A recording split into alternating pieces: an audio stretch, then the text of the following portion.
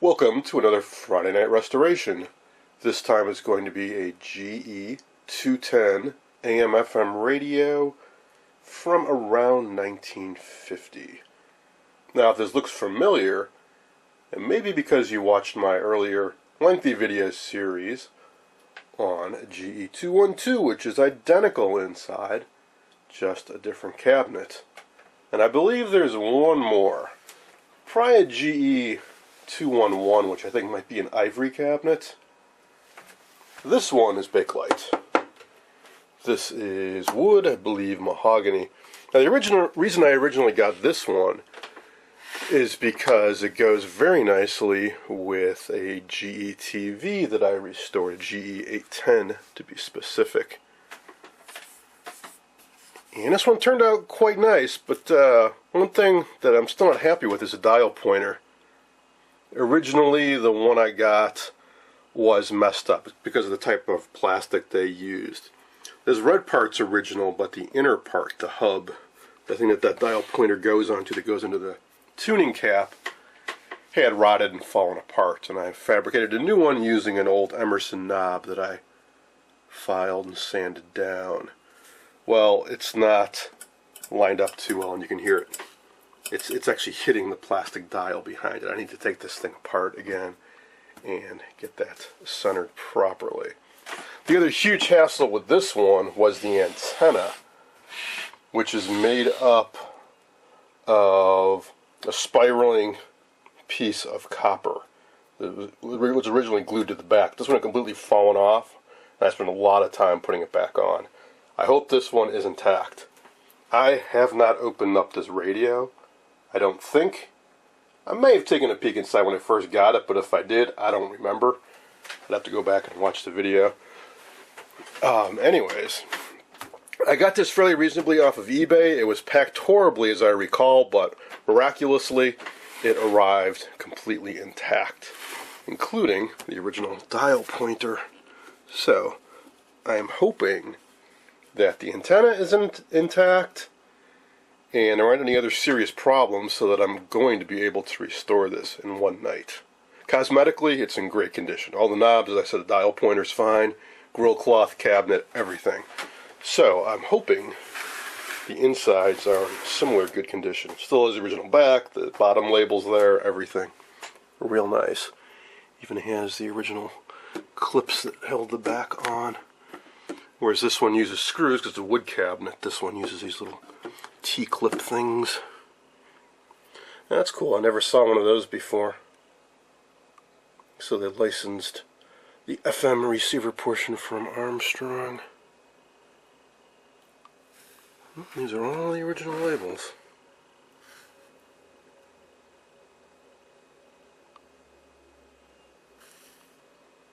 And I believe the way they set this up is that it uses the line cord for the FM dipole with some decoupling caps, and that's what this is all about. I think if you disconnect this, you can use an external antenna, otherwise it uses the power cord. Alright, so I'm going to try to get these clips out, which turns out it's quite easy to do. And then let's see what's inside. This one's a little bit tighter. Come on. Okay, that is the 4 clips. And gotta take that off. Let's see. Ah, crap, this antenna's loose too. There we go. Oh, yeah, now remember there's an AC interlock on this thing. This antenna isn't completely off though, separated on one side. Hopefully I can just glue that down. Get these last things disconnected so you know what the heck I'm talking about.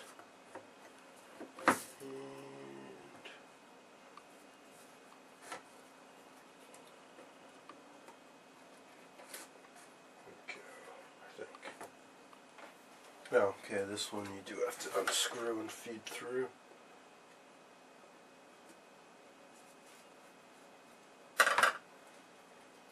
Now, this is the AM loop antenna I'm talking about that's in inside on the back cover.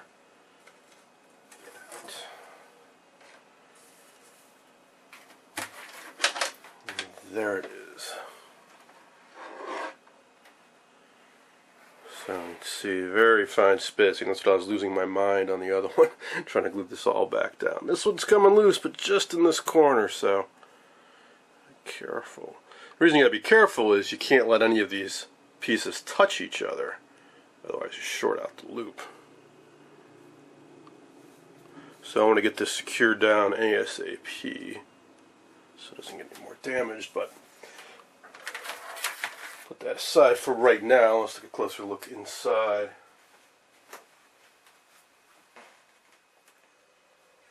Always a good idea to put a towel down when you're working with a cabinet up on the workbench so you don't scratch it up. Now to get this chassis out, which does appear to be in excellent all original condition. Speaker, from what I can see, looks okay. Doesn't look like there's been any tinkering in here. Alright, to get that out, I'm sure I gotta take the knobs off. So hopefully those will come off easily. Persuasion. Maybe not that one. Maybe not that one. Okay, great. Try the inner ones first. Yeah, those are on there real good. This one still has a felt behind it. This one doesn't. Or maybe it just got mashed on there.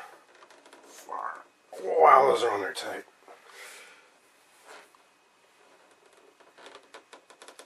Okay, I spent a little bit of time trying to get those off. What I'm trying now is an old trick to get knobs off, which is to take a rag or a sock or something and get some material behind the knob. I'm just going to do this smaller inner one first. Kind of wrap it around there and then pull out. Imagine you could use string or whatever material seems appropriate. And my fabric just broke, but it did get the knob off somewhat further. Last thing you want to do is to just jam a screwdriver in there and pop it off, because you're going to damage the case, you're going to damage the knob. If you go online, search for antique radio removing knobs, you will find all kinds of old tips and tricks, which I may just have to do myself.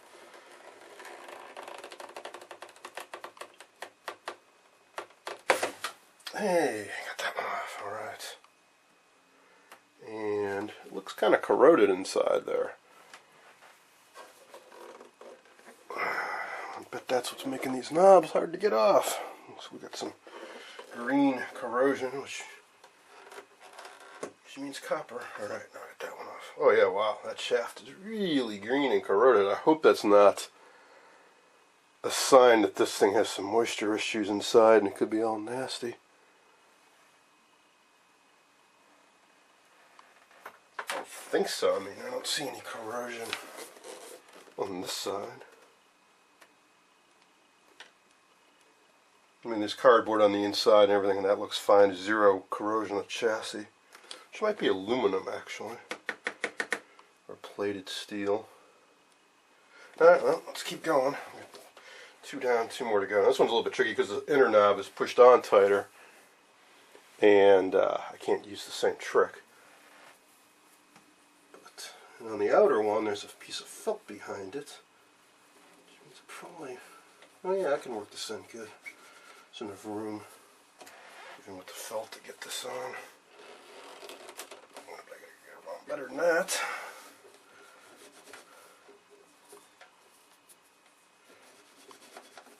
Alright.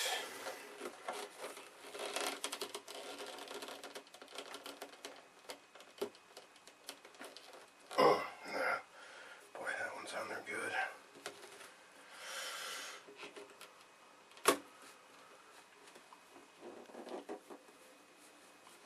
I've been working at it with the rag, using the same technique, and I've got it out a little bit further. I'm hoping a little more and it'll come off.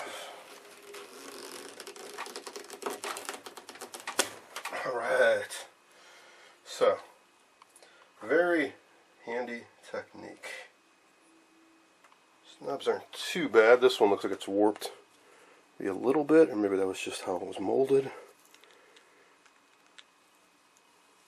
A little bit of soaking in some multi-purpose cleaner. Now I see what the gunk is in here. It's a piece of felt they had between the knobs. Soaked up the green goo. Get that out. I'll replace the knob felts before I put this back together. And the other shaft is not all greened up. So that's good. Alright, so now finally get those chassis bolts off. Alright, seems like it's loose. There we go. Some dust and grime and dirt inside the cabinet, but it's just on the bottom, otherwise really pristine inside. It's nice. Put that aside. Okay, here it is. Must be in really good condition. Except for this. What the heck's going on? Oh. Okay, I pulled this out of the antenna, I get that, but it's not soldered to the other end, so maybe that was some old repair. This ancient cloth electrical tape. I wouldn't be surprised if somebody took the back off maybe and ripped this wire right out of the cap when they went in there to replace tubes, and they didn't have a soldering iron. Well, that's not going to do a very good job. I bet it drove somebody nuts when this made intermittent connection. So I'll solder that on. Alright, so now the all important underneath. Well, right away it looks like one cap might have gone. This guy over here, or at least it saw a lot of heat. The waxy coating has kind of come off. The end didn't blow out though. It's like the ends didn't blow out on any of these. Now I haven't tried turning this radio on. For all I know, I could eke some life out of it. That original filter cap might not be completely dead. Over here, I think it's a 3-section. 4-section. 75, 75, 75, all at 150 working volts, 200 peak volts. Then a 30 microfarad, 25 volts. Guessing that's the cathode bypass on the audio output tube, and the other 3 are for filtering. Probably a pi filter on power supply, and I'm not sure whether it would be a third one. Don't have the schematic in front of me. I'll pull it out in a moment. Alright, well I'm not going for authenticity on this, so I'm just going to be clipping and replacing these caps. I'm not going to restuff them. Especially these seal type Tootsie Roll types. I'm not even quite sure how one would go about restuffing those, because they don't have a cardboard tube around them, just some paper. And the filter cap. I think I'll just tack new capacitors below than trying to unmount and restuff. Or maybe I'll cut it off on top. Not sure. Kind of tight quarters in that corner. I think the bulk of my time is going to be right here, replacing those 4 electrolytics. And yeah, I'm just going to get to it, and I'll pick up recording if I encounter anything interesting. Well, as far as the operation goes, power, volume, the outer is band switch, and then of course this is tuning, which is really seized up. Oh, there we go, tuning. So I don't recall what the outer switch is. That's power, volume. Don't remember what this is for. Maybe it's not anything, maybe it's just there for decoration. There's definitely a switch on the back. I printed out a copy of the schematic and quickly realized the control I couldn't identify. It's a tone control right here, 2-position tone switch. I've started examining the underside of the chassis more closely, And so far, the only thing that's jumped out at me is this resistor up in here, this charred looking one. Only band left that I can see is the orange on the end. Well, that is this guy right here on the schematic. Goes across the pilot light and one side of the filament for the 35W4 rectifier. Well, it should be 330. What is it measuring? 864. So what I suspect has happened is this is drawing too much current, electrolytics are leaky, and it's affected that resistor.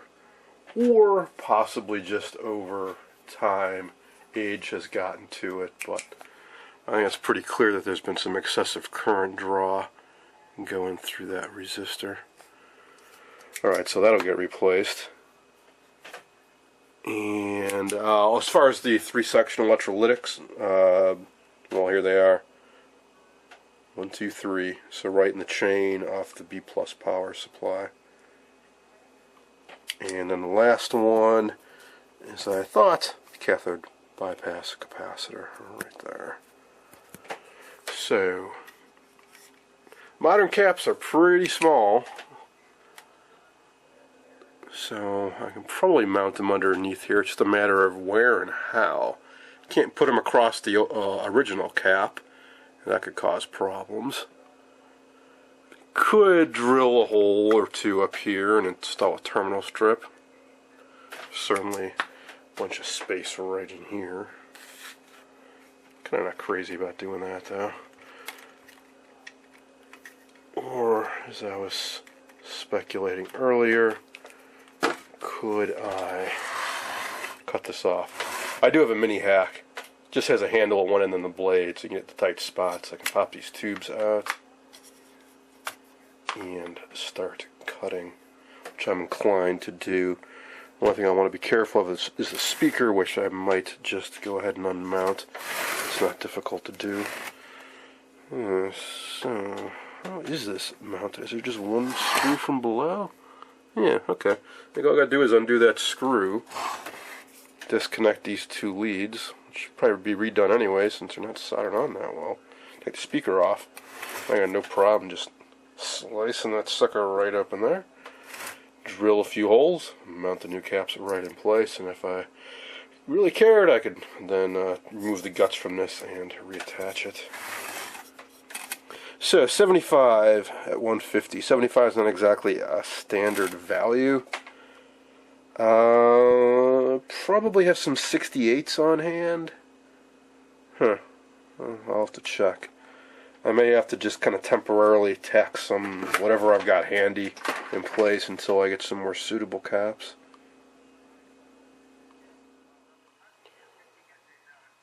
As I hoped, it was very easy to get the speaker out of the way. And then I used my little mini hack here to cut the cap off. And then I cleaned it out and drilled 5 holes. One down the middle for ground and one next to each lug.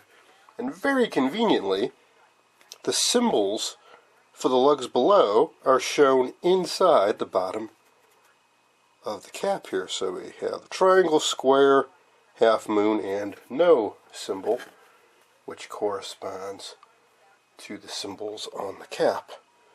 Now all 3 of them are identical, so the one that has no symbol, that's the small cap for the cathode bypass.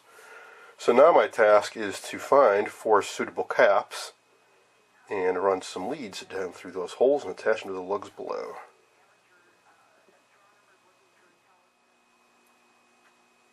Here are the new electrolytics mounted in place.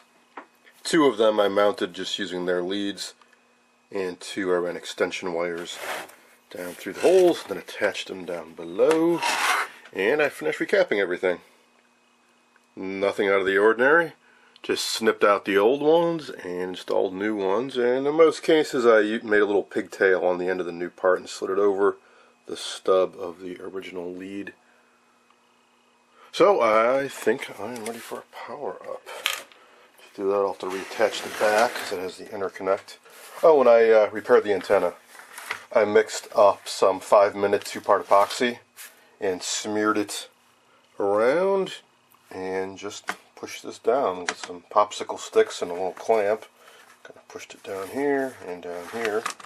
It's on there pretty good. Probably do a second pass because there's still a few that are a little loose.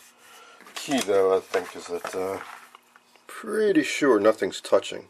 It's pretty close in some spots, but I'm pretty sure they don't actually touch. Alright, so now I can slide that on and I'll reconnect the antennas and I'll have to solder that back on, I guess. And I might have to refer back to my earlier video so I'm going to see exactly how these connect back up.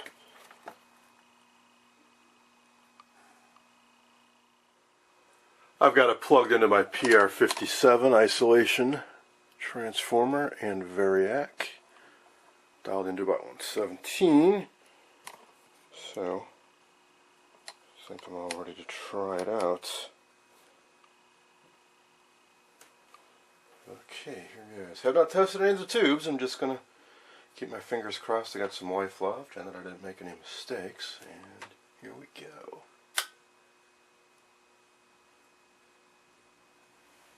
Tubes are lighting up, so the pilot light might be out. Series strung set, so if any tube is out, none of them would light up. Look up what kind of dial lamp that is. Get some hum out of the speaker.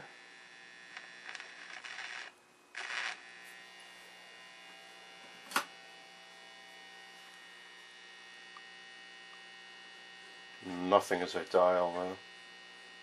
As I tune the dial. Try the other band.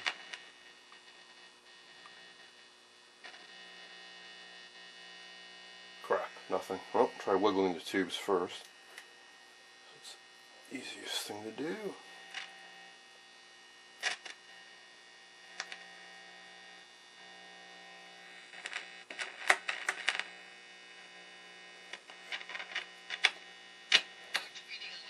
We got something. Might just be dirty switches. I just flipped the tone switch and now I got something coming through. Going back to that couple who you said, I think it's the Wisconsin couple who addressed the synod on NFP and so forth. That got drive themselves. The cars are not going to crash into one another. 6001. Krista gets these okay, clips this is AM band. A political announcement. You know about Lake Michigan water temperature 61.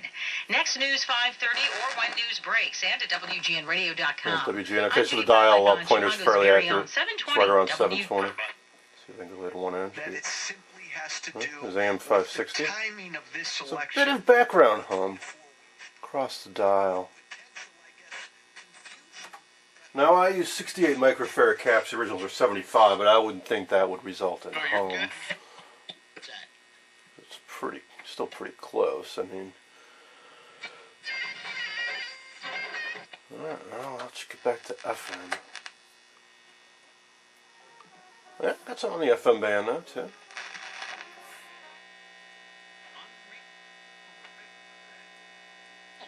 He let his guard down, loose lips. Yeah, and he let his guard down. And he's like, oh, crap. Who's crap stirring? So, Robert Downey. I've got to put her way up there, right along with, like, Martin Luther King. I load 34. Huh. I've got to believe that I'm still getting AM reception. Voter ID law is here to stay. And Yeah, this band switch isn't working right. I'm getting AM in both positions. It's acting kind of like a tone switch. Unless I got these backwards, no, that's got to be band switch. I don't think. Or is this the band switch? Maybe that's the band switch.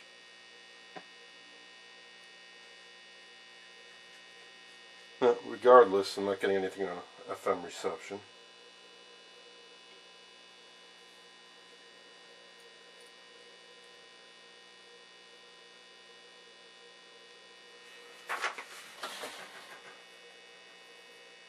Ah, okay. I'm looking at my my other radio, the wood version, and that has markings on the front. Yeah, so it's the Bakelite version for that matter.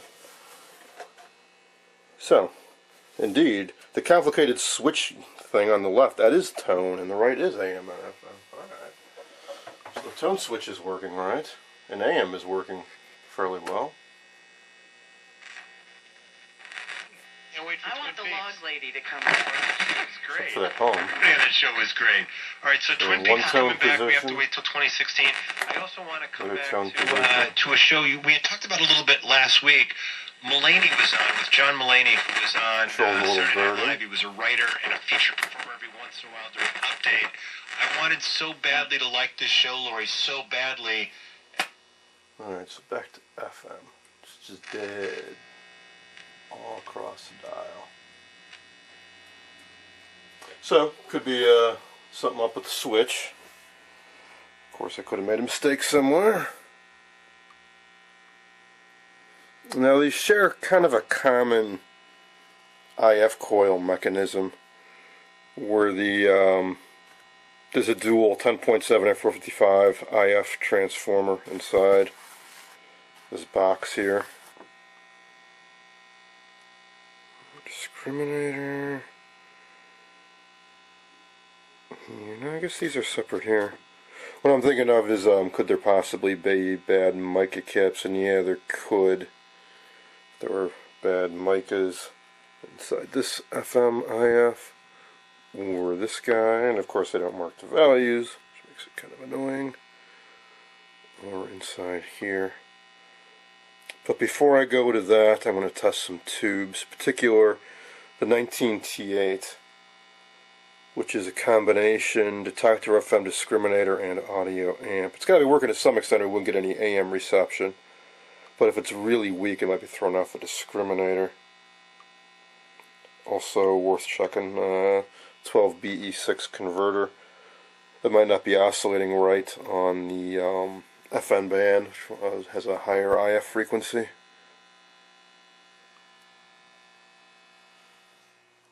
I'm using my Hickok 121 Cardmatic tube tester.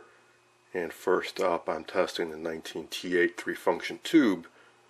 And correspondingly, there were 3 test cards. I'm using the first card of the 3.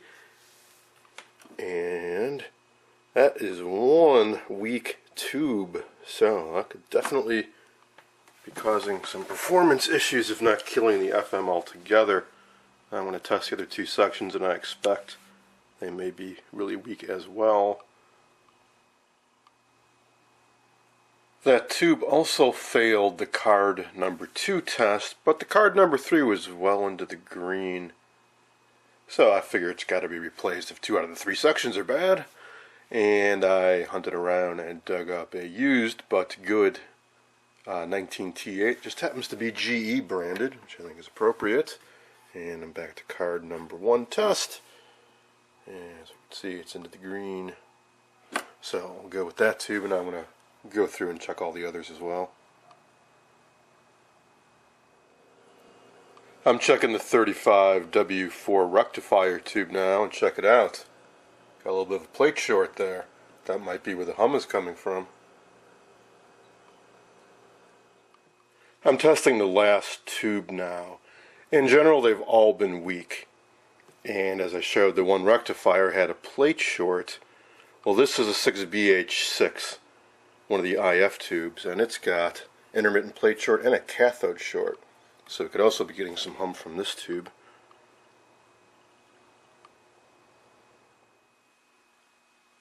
Okay, let's see if replacing all those tubes made a difference. I also hit the switches and controls up with a little deoxit D5.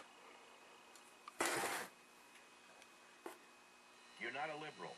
You're not a member of one of Obama's, Sorry, you're wrong, too. About when and all that. Yeah, there's less hum.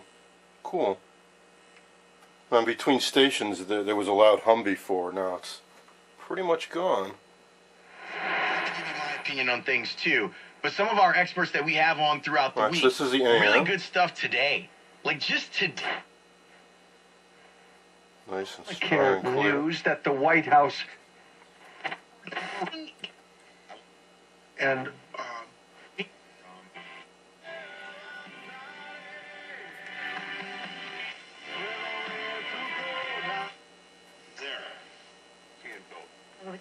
Hard to find music.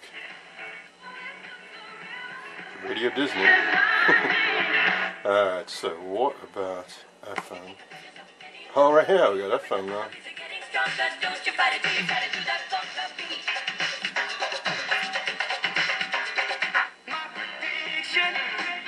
So I got really lucky. I was not looking forward to having to dig into IF cans.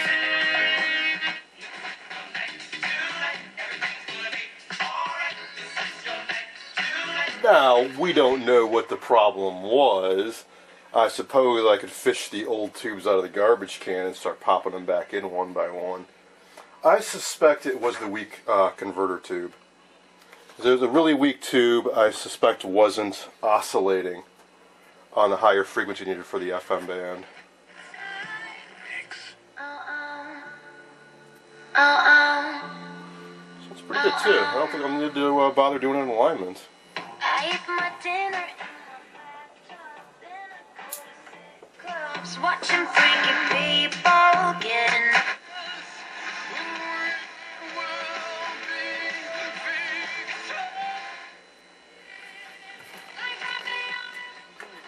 You can definitely tell it's using the AC cord for the antenna.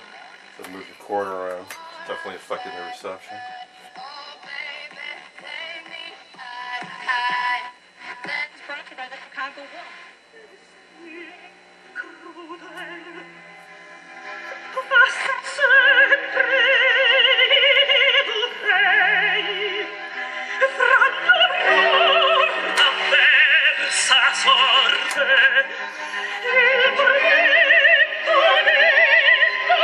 YourHeatingAid.com for a factory authorized carrier dealer.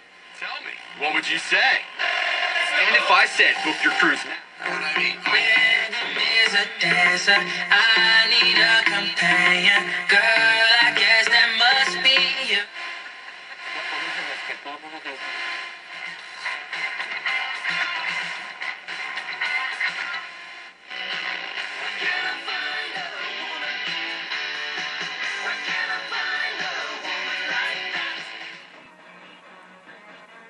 I just realized that I actually failed to reconnect that line, so I noticed the reception was a little weak. Well, that would be why. Get that connected down.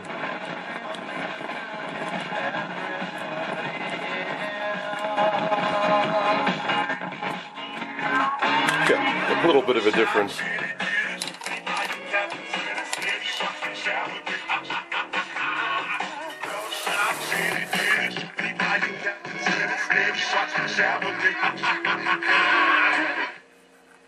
In fact, Kevin heard a new, a stronger, a more vibrant voice than she ever had. So I guess all I got to do Unfortunately, is clean up the cabinet there are knobs a those little in bit and Pakistan put this who back have together. rated the news with. Here it is all back together. I used some Novus number 2 on the cabinet. Turned out pretty nice.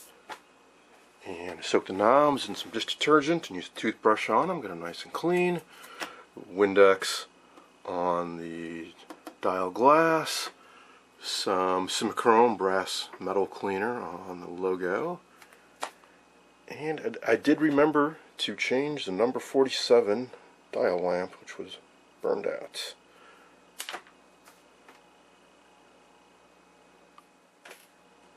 And finally, let's see if it still works.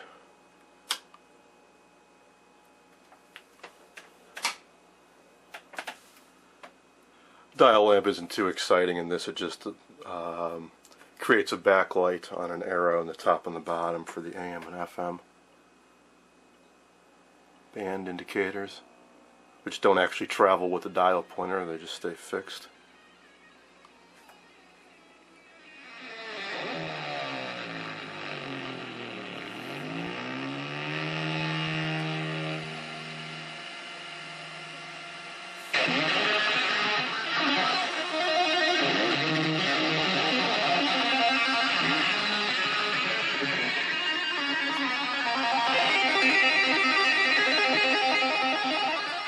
It'd be kind of a nice touch if when you changed bands, AM and FM band, if one light would go out and the other one would stay on. But nope, just always both on. You say. Northern Illinois University in Carbondale, we answer the world's questions.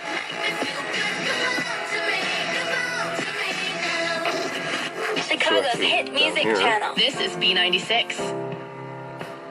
Okay, so that's B96. The dial's off a little bit, but I can live with it.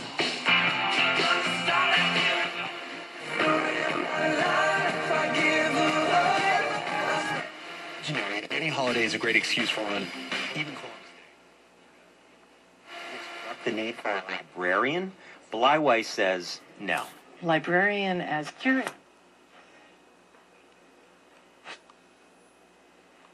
And you know, right, that I am Gwyneth still working too. Crazy font right in the front part of the font. Why are these? So I hope you guys enjoyed this Friday Night Restoration on a General Electric Model 220 from around 1950, I think. Imagine that. And all. LS and WLSAM.com.